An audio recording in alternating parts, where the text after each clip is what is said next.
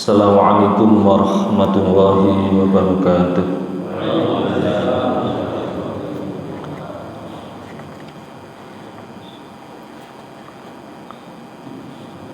Alhamdulillah alladzi an'ama 'alaina bi nikmatil iman wal islam.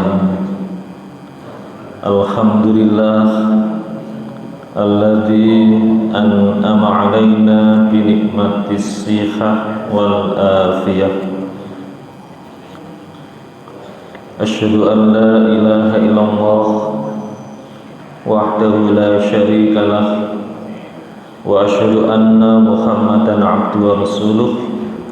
Allahumma shalli wa sallim wa barik ala nabiyyina Muhammad wa ala alihi wa ashabihi ajmain.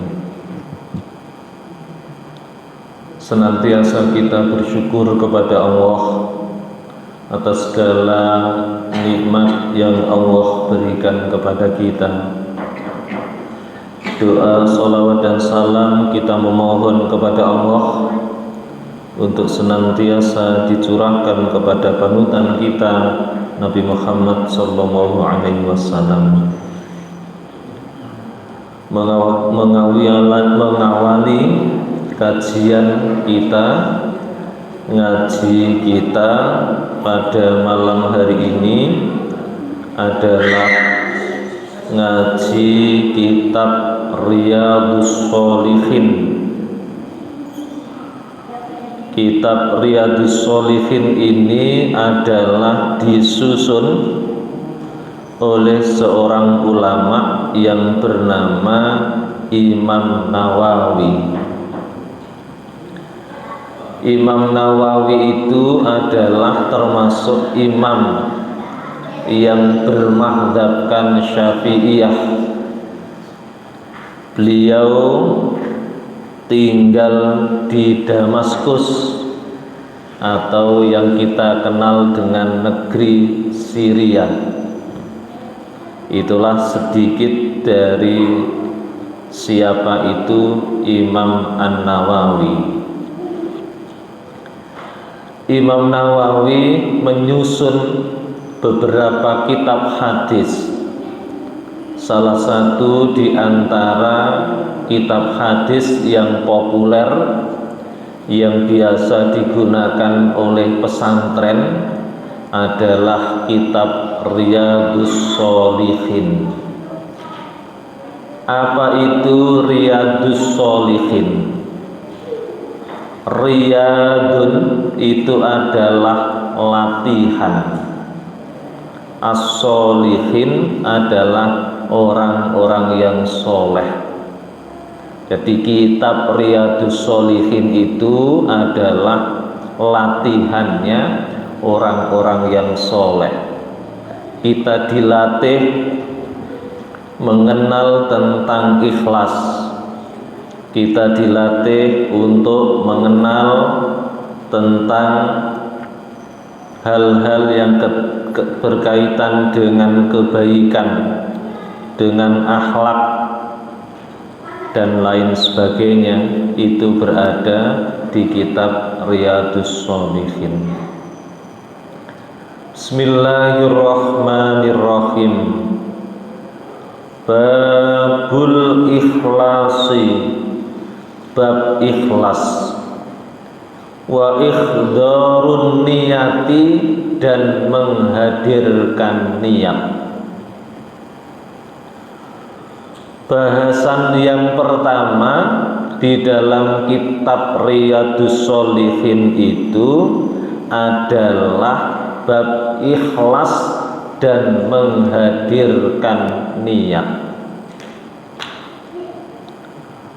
Segala amal perbuatan itu harus disertai niatnya, dan Allah akan menilai perbuatan itu berdasarkan niat.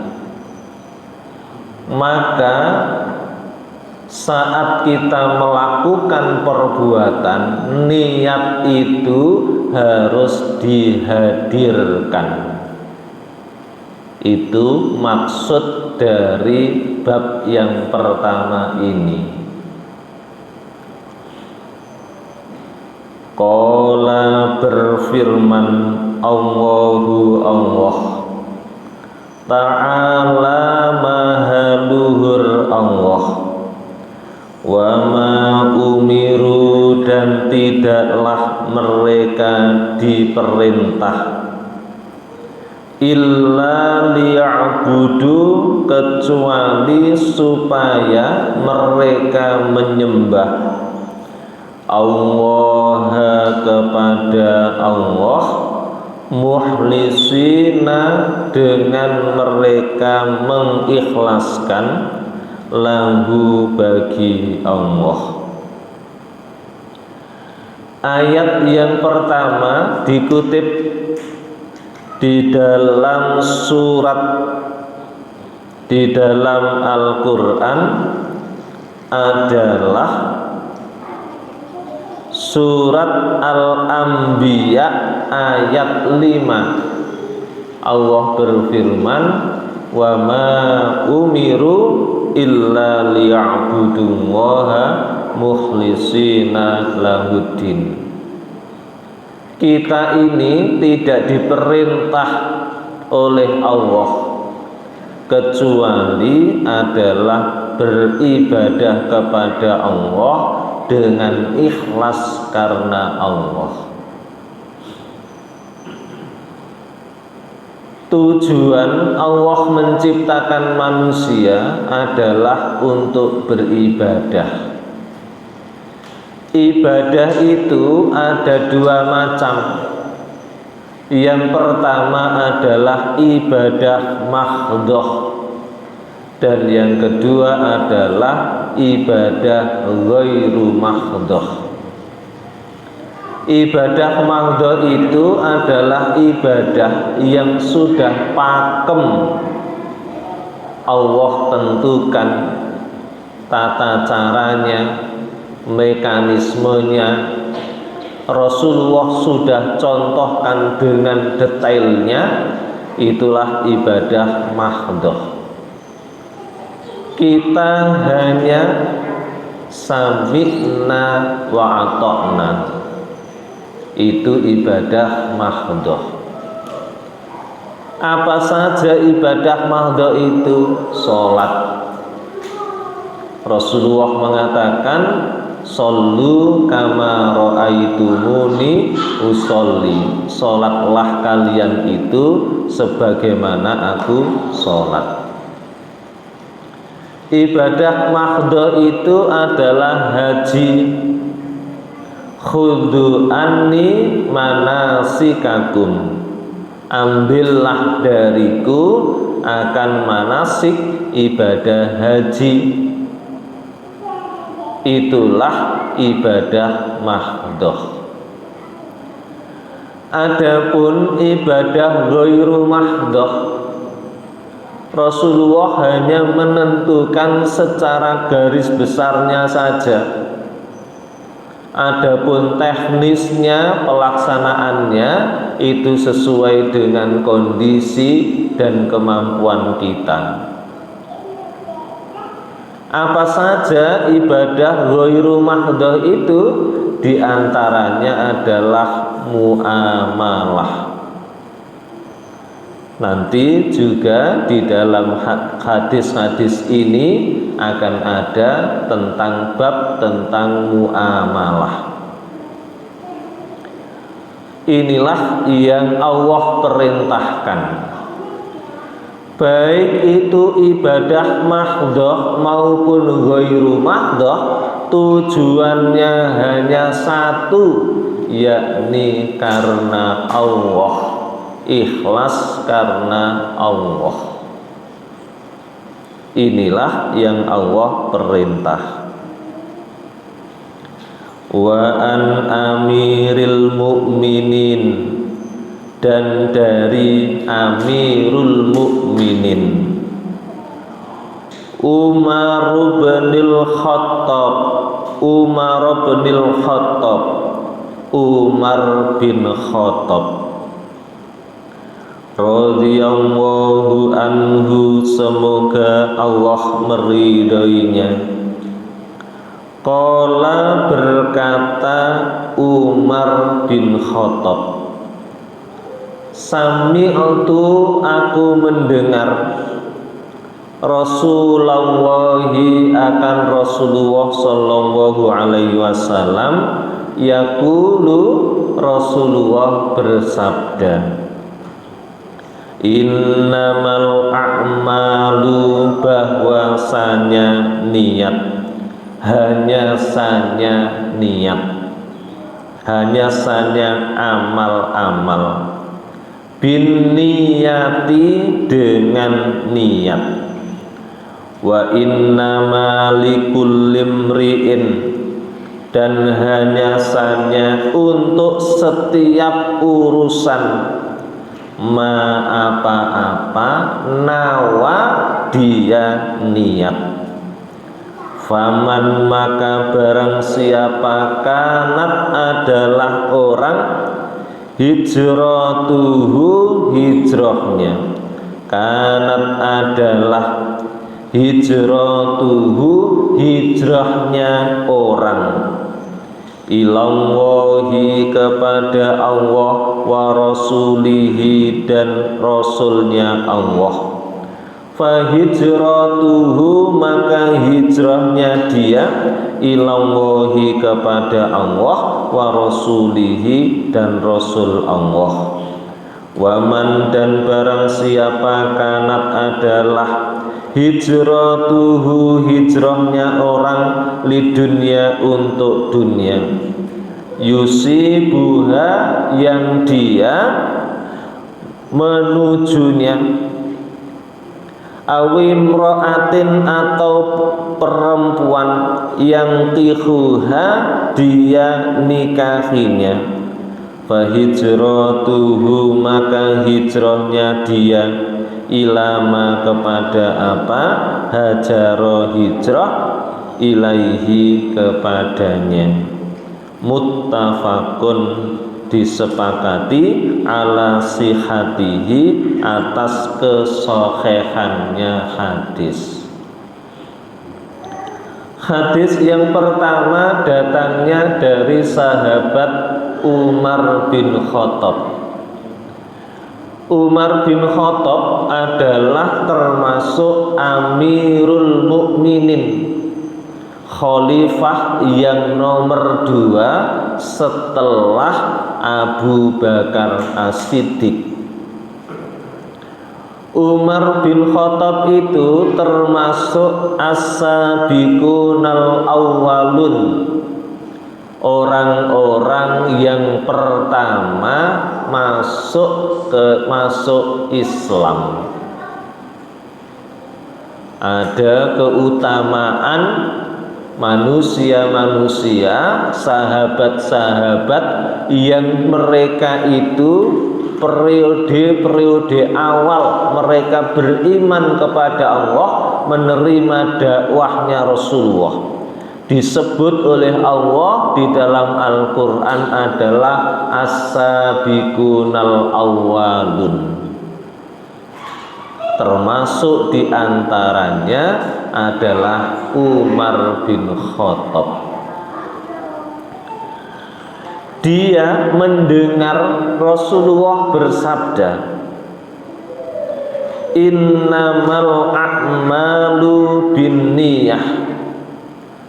Innama dalam bahasa Arab itu disebut sebagai adatul khosri,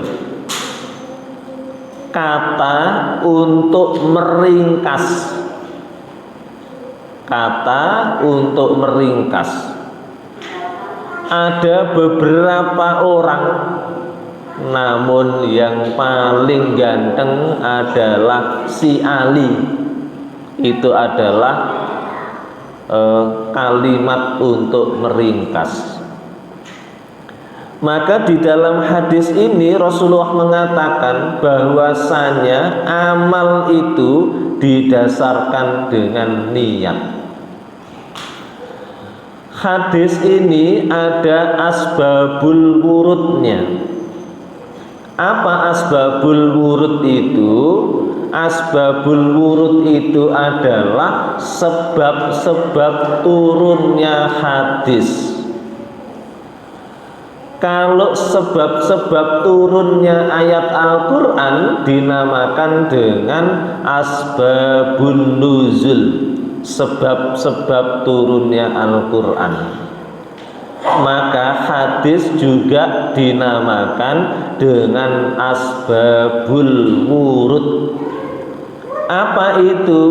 Peristiwa, pertanyaan, kejadian yang melatar belakangi turunnya hadis itu, itulah yang dinamakan dengan asbabul wurud. Sedangkan Al-Quran itu dinamakan dengan asbabun nuzul.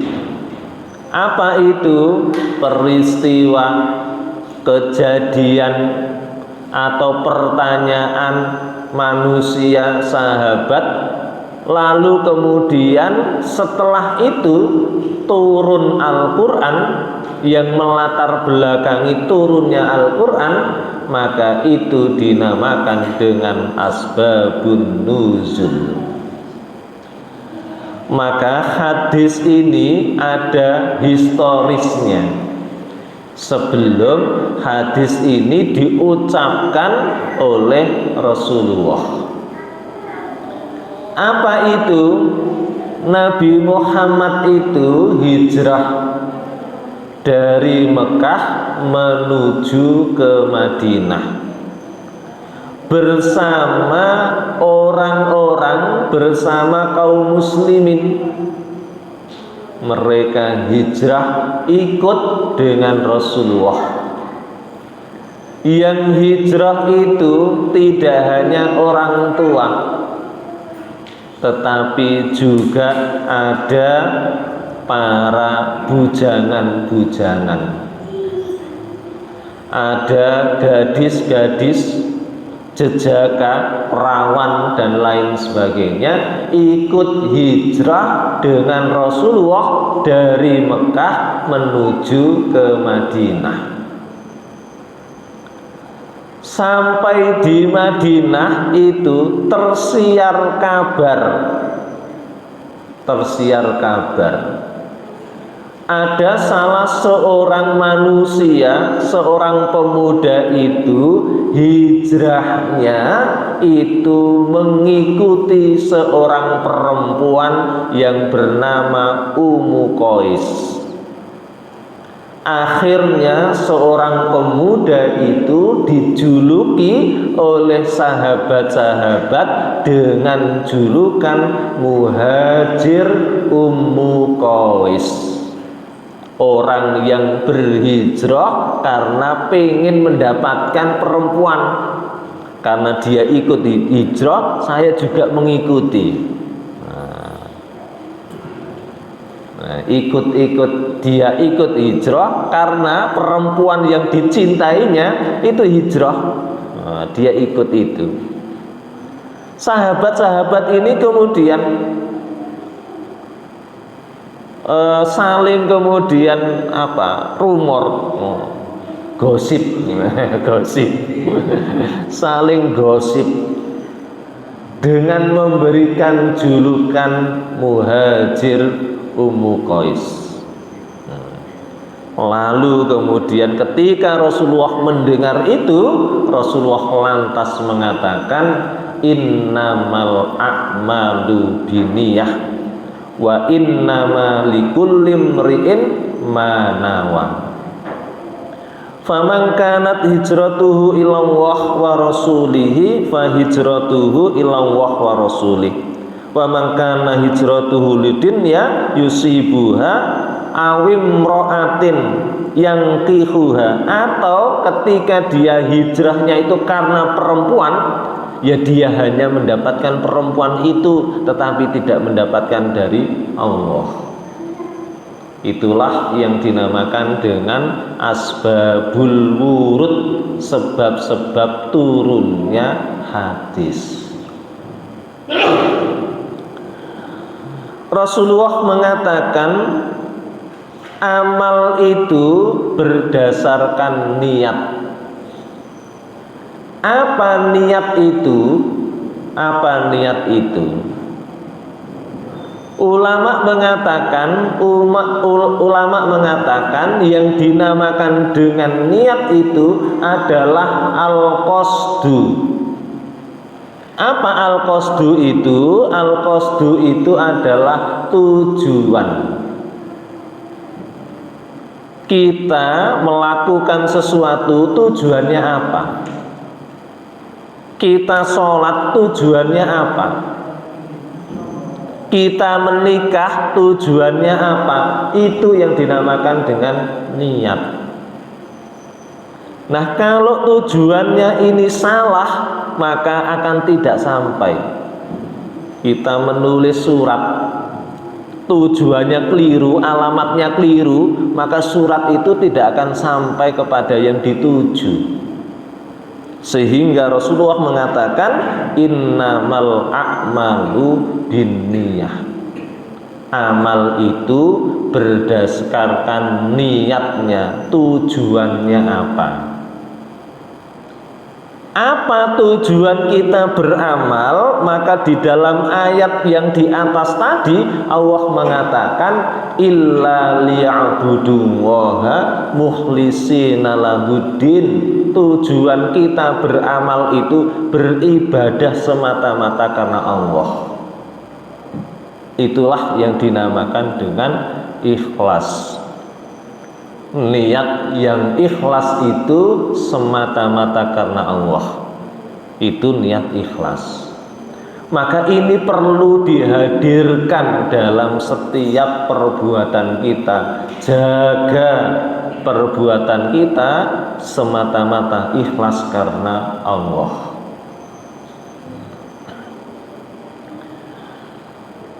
Ulama sepakat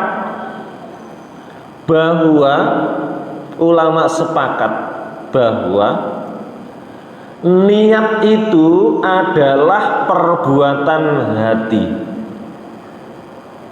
Jadi ulama itu sepakat bahwa niat itu adalah perbuatannya hati. Perbuatan itu ada yang dinamakan dengan perbuatan lisan. Dengan lisan kita itu qomat kamit, mengucapkan sesuatu, itu adalah perbuatan lisan. Ada pula perbuatan manusia itu adalah perbuatan arkan. Apa itu? Anggota badan kita. Kita kemudian sholat mengangkat kedua tangan, lalu kemudian kita mengucapkan Allahu Akbar. Sebelumnya kita niat sholat karena Allah. Maka sholat itu ada 3 perbuatan: hati, lisan, lalu kemudian anggota badan kita. Bagaimana kalau kemudian sholat itu hanya batinnya saja? Itu namanya aliran kebatinan. Wis sholat sudah, kapan? Wis tak batin. Nah, itu namanya aliran kebatinan. Jadi perbuatan itu terkadang 3 komponen ini harus dihadirkan: hati, lisan, dan anggota badan kita. Maka ulama itu sepakat bahwa niat itu adalah perbuatan hati. Niat itu perbuatan hati. Rasulullah itu kemudian mengatakan, kita ini sebagai manusia hanya boleh menilai seseorang manusia itu dari lahirnya, dari yang nampak. Adapun batinnya manusia tidak berhak untuk menilai. Contoh kemudian, Oh itu loh sholatnya ndak ikhlas, itu loh sodakonya ndak ikhlas. Ndak boleh.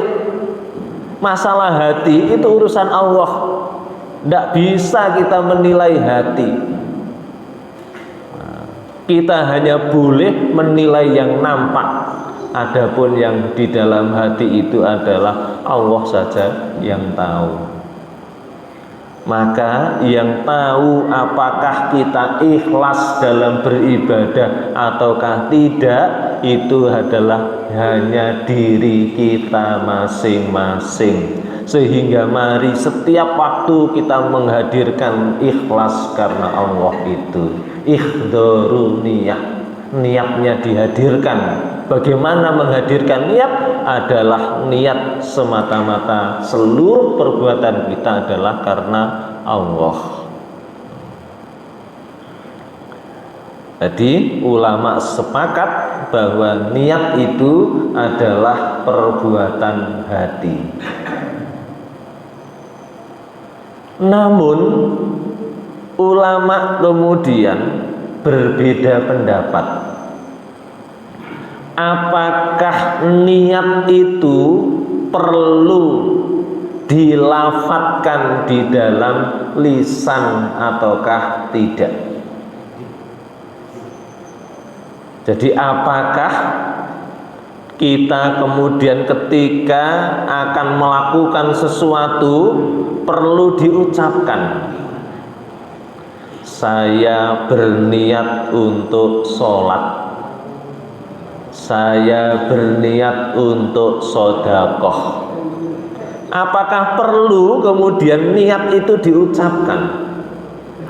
Maka ulama-ulama itu kemudian berbeda pendapat tentang kedudukan niat itu diucapkan ataukah tidak.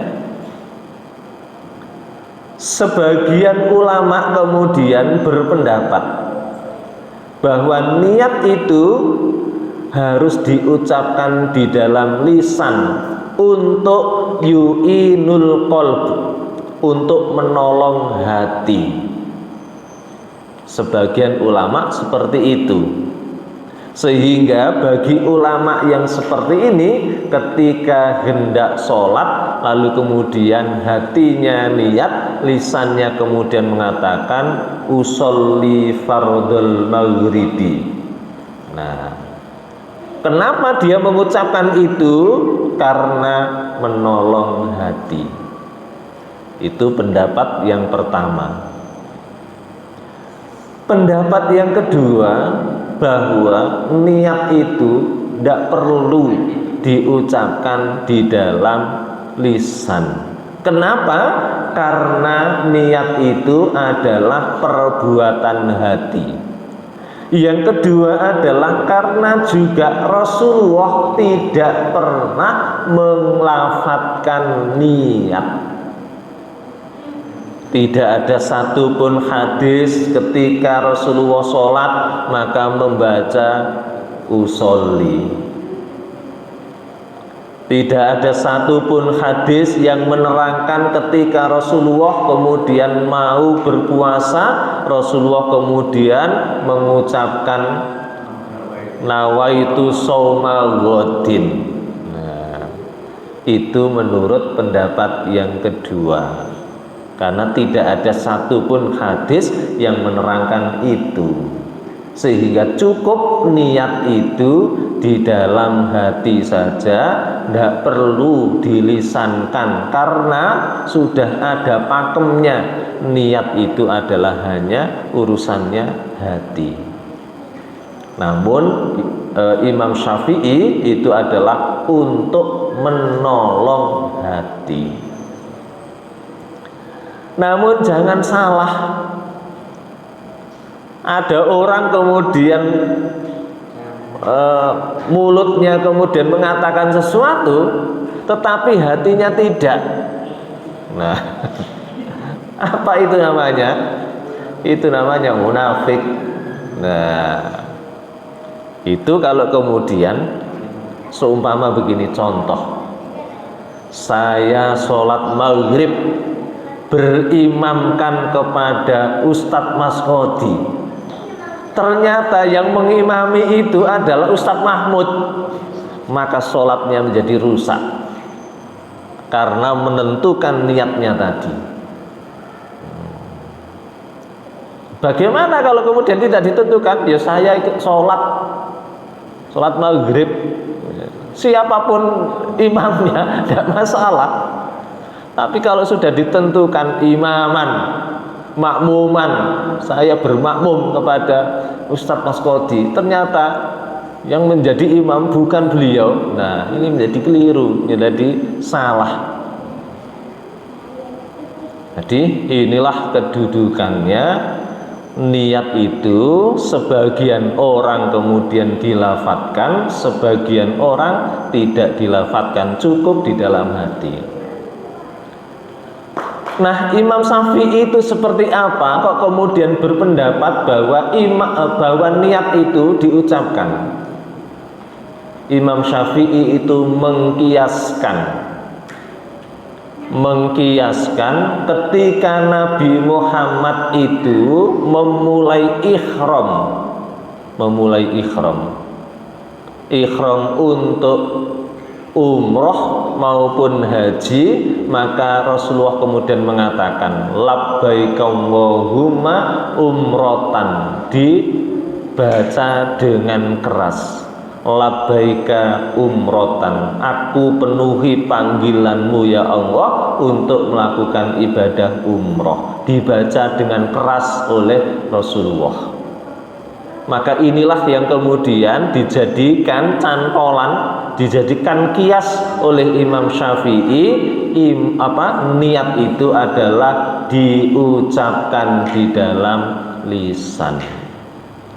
Adapun mazhab yang lainnya yang tidak kemudian mengucapkan niat dalam bentuk lisan, mereka kemudian mengatakan bahwa satu, niat itu adalah perbuatan hati, dua, tidak ada satupun yang menerangkan Rasulullah kemudian mengatakan saya niat untuk melakukan puasa, saya niat untuk sholat, saya niat untuk sedekah dan lain sebagainya, cukup di dalam hati saja.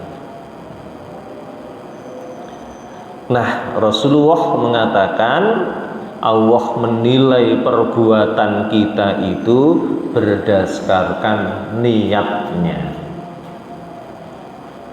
Kapan niat itu dilakukan? Kapan niat itu dilakukan?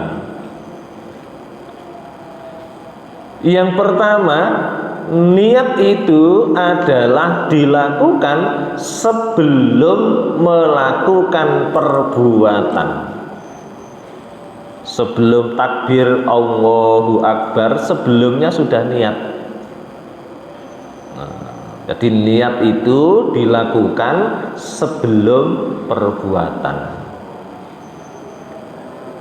Yang kedua, niat itu dilakukan berbarengan ketika memulai perbuatan yang dinamakan dengan muqaranah. Kita takbir Allahu Akbar sambil di dalam hati kita niat sholat maghrib.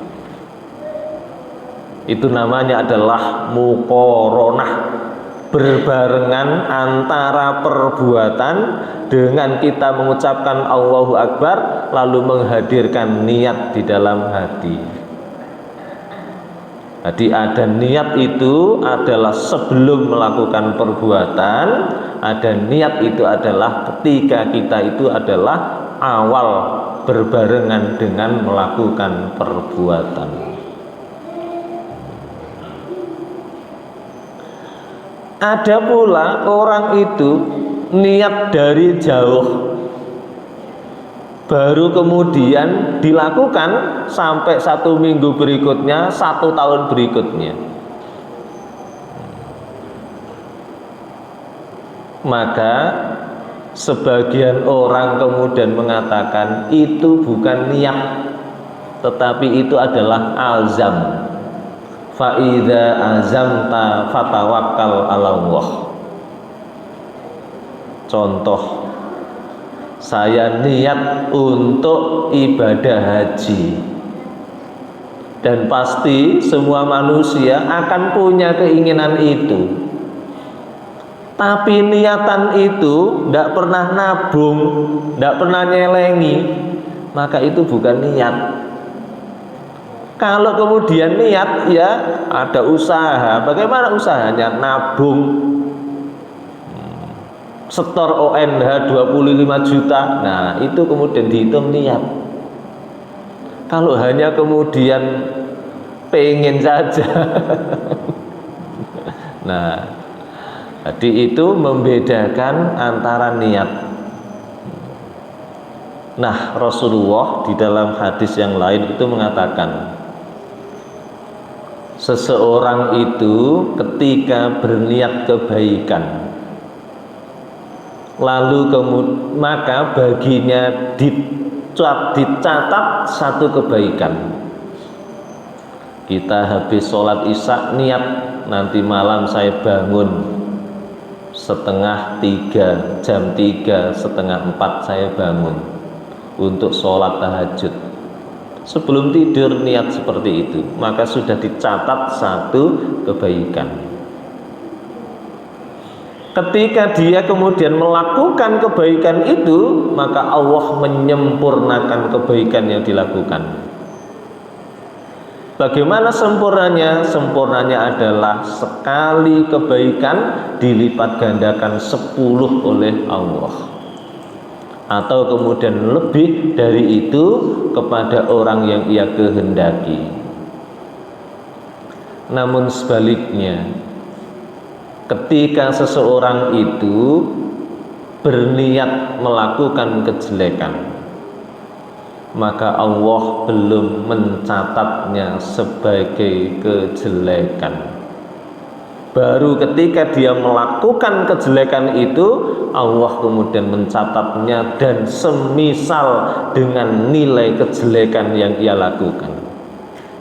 Berbeda dengan kebaikan, ketika dia hanya niat saja sudah dicatat. Ketika dia kemudian melakukan kebaikan disempurnakan oleh Allah 10 kali lipat bahkan lebih. Tapi sebaliknya, ketika kejelekan, niat kejelekan, Allah belum mencatatnya. Ketika dia melakukannya pun Allah kemudian menilainya semisal dengan kejelekan yang ia lakukan. Itulah kemudian keadilan Allah. Hadis ini sekali lagi adalah berbicara tentang niat, menghadirkan niat.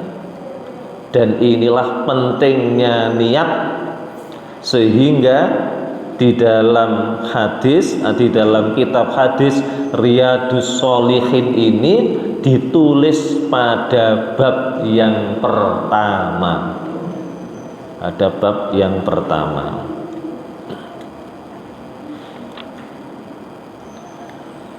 Wa an ummil mu'minin, dan dari ummul mu'minin Aisyah